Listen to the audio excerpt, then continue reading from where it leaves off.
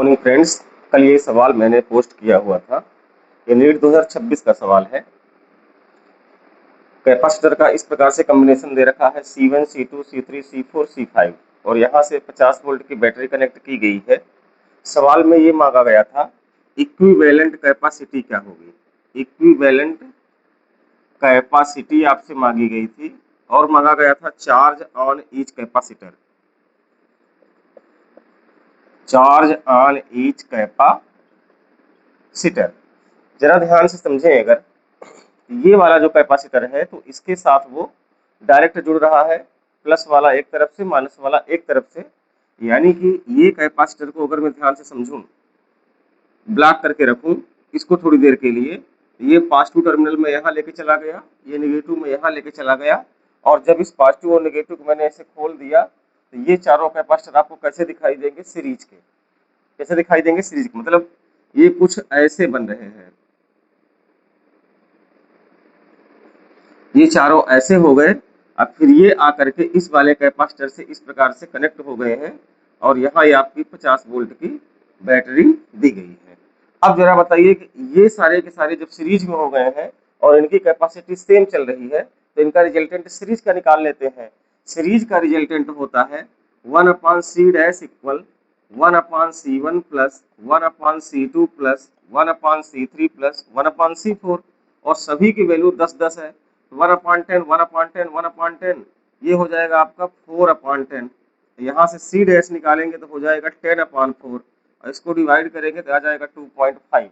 यानी कि ये जो सारे के सारे रिजल्टेंट देगा तो एक कैपेसिटर बना करके दे देगा। ये कुछ ऐसा हो जाएगा, ये कुछ ऐसा हो जाएगा, ये 2.5, ये 2.5 का पहले से ही दे रखा था यहाँ पर। अब जरा देखिए ये दोनों किस में चले गए हैं, पैरेलल में।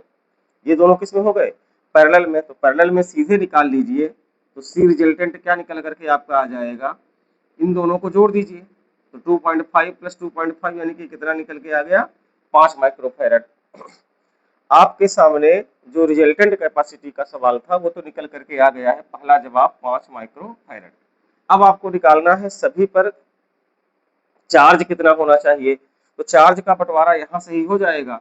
यहाँ पर अगर आप 50 वोल्ट का पोटेंशियल दे रहे थे और ये दोनों किस में हो गए, पैरेलल में हो गए, तो जो चार्ज इसको मिलेगा वही चार्ज इसको भी मिल जाएगा। नहीं, जो पोटेंशियल इसको मिलेगा वही पोटेंशियल इसको भी मिल जाएगा। इस हिसाब से चलिएगा। तो चार्ज निकालने के लिए मैं इसको साफ कर लेता हूँ।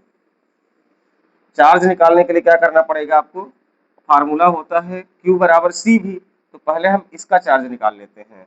इस पर चार्ज कितना आ जाएगा, जो लास्ट वाला कैपेसिटर था, C की वैल्यू हो गई 2.5 और V की वैल्यू हो गई 50।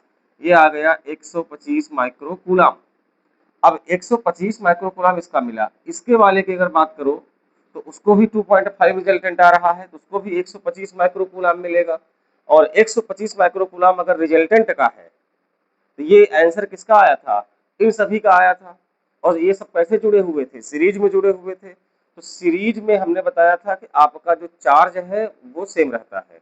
सीरीज में चार्ज क्या रहता है, क्यू आपका सेम रहेगा।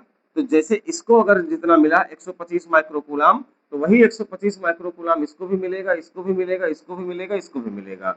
तो दूसरे प्रश्न का जवाब आपका क्या हो जाएगा कि charge on each plate of capacitor 125 microcoulomb. ठीक है।